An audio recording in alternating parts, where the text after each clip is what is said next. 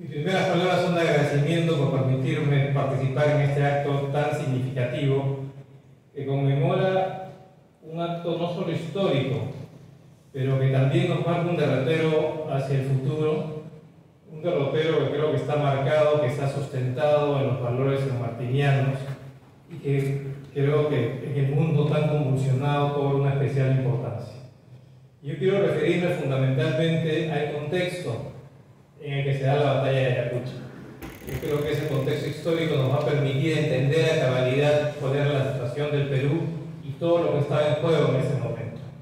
Y la primera reflexión que me viene a la mente es que la batalla de Ayacucho es parte de un proceso, especialmente en el Perú, que se inicia desde la llegada de los españoles. Los españoles fundan Lima en 1535 y en 1538 hay diría yo, un intento por parte de Manco Inca y Titu Cuzi de expulsar a los españoles. Tratan de tomar el Cusco, asedian la ciudad de Lima, pero triunfan los españoles con el apoyo, obviamente, de otras etnias con las cuales se habían aliado. Y a partir de ese momento se da una serie de revoluciones, de protestas un poco más enfocadas en el tema de la explotación, de los maltratos, hasta 1780, donde se da la gran revolución y la gran revuelta dirigida por Túpac Amaru II, que tiene que ver fundamentalmente con el cambio de la vinculación entre en la colonia entre los españoles y la nobleza incaica.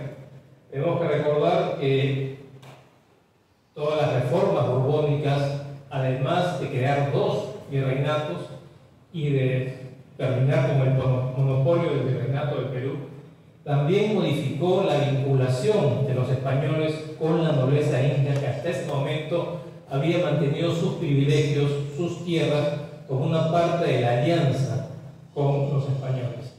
Eso generó obviamente un disgusto, generó un malestar dentro de la nobleza inca, y eso explica en parte lo que es la revolución de Túpac Amaru y también la de Cattari, que fue una revolución que se dio fundamentalmente en el Alto Perú. Entonces son dos eventos que no están necesariamente vinculados, pero que ponen en jaque al poder colonial durante 4 o 5 años, y a partir de ese momento se mantienen encendidos algunos brotes hasta, en el caso del Perú, la revolución en 1814, los hermanos Angulo y Mateo Pumacahua. Entonces ha sido parte de un proceso en que incluso como forma de rebeldía, los descendientes de los incas y los indígenas acudían al suicidio, ¿no? Al ver su mundo totalmente desarticulado, su vinculación con la tierra, con la Pachamama. Pero además de este proceso, creo que la independencia del Perú fue uno de los procesos más complejos de liberación en la región, por varios motivos. Un motivo es la difícil geografía del Perú. El Perú tiene una geografía marcada por la cordillera de los Andes, que nos divide en tres. Es una cordillera muy difícil, y prueba de eso es todos los esfuerzos que tuvo que hacer San Martín para poder atravesar esa cordillera. Las luchas internas en el Perú. Hubo un momento en que había 2 congresos y 2 presidentes después de la partida de San Martín, cuando San Martín deja el Perú. Los ejércitos transnacionales. El ejército patriota es una mezcla de gran colombianos, argentinos, chilenos, peruanos y bueno, también obviamente con colombianos, venezolanos y colombianos que están dentro de la Gran Colombia. Pero además participan indígenas, participan afroperuanos, y no solo es una guerra convencional, es una guerra de guerrillas, ¿no? Sobre todo el general Hernández, cuando se interna en los Andes, impulsa toda una guerra de guerrillas muy importante contra el poderío español. Entonces, hay una gran diversidad étnica, una gran diversidad cultural e incluso muchos intereses encontrados. Prueba de ello es San Martín con Bolívar, ¿no? Entonces, sin embargo, en ese contexto era necesario liberar al Perú, porque como decía Bolívar, el Perú era el nudo del imperio. Y la otra gran dificultad que había en el Perú es que había una estrecha vinculación entre la élite criolla y el virreinato y la corona española. Una vinculación que se había forjado en los siglos del virreinato, cuando el Perú era el virreinato, el principal virreinato o el único virreinato en el Perú, y que se forjó a través del establecimiento de una burocracia, a través del establecimiento del monopolio, y que hizo que cuando con las reformas borbónicas se acaba ese monopolio, se crean dos nuevos virreinatos, hay una especie de desencanto por parte de los criollos peruanos y entra en una suerte de crisis económica, y algunos autores se aventuran a decir de que incluso hubo enfrentamientos o por lo menos oposiciones con las élites criollas de otros países, especialmente de acá del virreinato de La Plata, ¿no? Es el caso por el tema de Potosí, por ejemplo. Entonces, este tema de los criollos, este tema de la vinculación de la nobleza inca, yo creo que suma a todas las dificultades que trajo consigo la independencia en el Perú. Y cuando llega a San Martín, tengo entendido que San Martín viene con un mandato del Congreso chileno que es el que le autoriza a esa expedición y que financia la expedición para venir al Perú. Y su mandato tiene que ver con tratar de negociar, de buscar una salida negociada de una guerra sin sangre. Y por lo que he podido averiguar, es también un compromiso que asumiría San Martín con el mismo Higgins. Y eso explica también la conferencia de Punchauca, en la cual San Martín se reúne con el virrey y trata de llegar a un acuerdo, pero San Martín le dice: la condición es muy simple, es la independencia del Perú bajo una monarquía constitucional. Y obviamente los españoles no quieren, y a través y a partir de ahí se genera todo otro proceso mucho más violento, pero al mismo tiempo en el Perú se genera también un debate por lo que es el tema de la monarquía.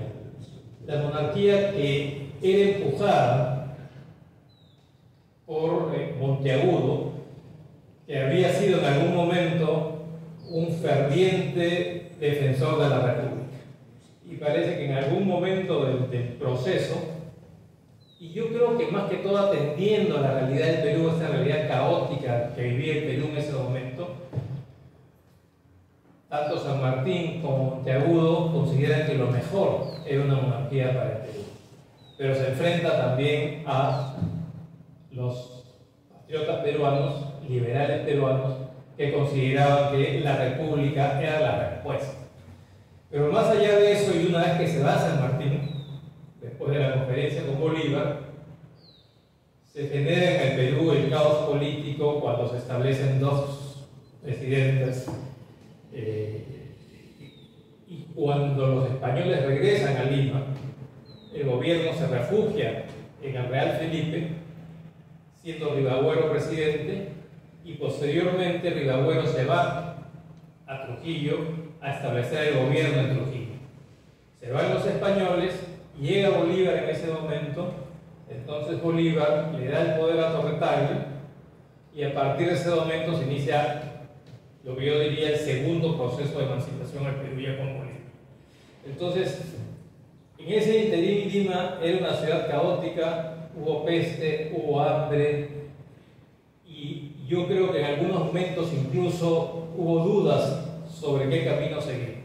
Entonces, el proceso en el Perú está marcado, por un lado, por una convicción que existió siempre, pero por otro lado, por una realidad que hacía ver, y una realidad impulsada por los españoles, que hacía ver que la revolución iba a traer caos al Perú. Entonces, en ese contexto es que la batalla de Ayacucho se da. Y se da porque obviamente hay una voluntad de toda la región en poder alcanzar la libertad para el Perú. Entonces, es un proceso muy complejo, donde el legado de San Martín es fundamental, porque para nosotros San Martín lo que implica es la fundación de la República. San Martín no solo es el general, el militar, San Martín es el fundador de la República, el que establece los fundamentos de la República, crea los ministerios, crea 3 ministerios, la biblioteca, da la libertad de vientre a los esclavos, con una visión muy monista y muy liberal. Y ese es el legado que creo que nosotros debemos seguir, y es el legado que debe seguir la región. En un momento de confrontación mundial, es el legado de San Martín, pero sobre todo el ejemplo que significa Ayacucho, es decir, tener un objetivo claro, es la libertad, puede hacer que todos los diferentes actores se unan. Y creo que es un legado vigente que debemos tener en cuenta. Muchas gracias.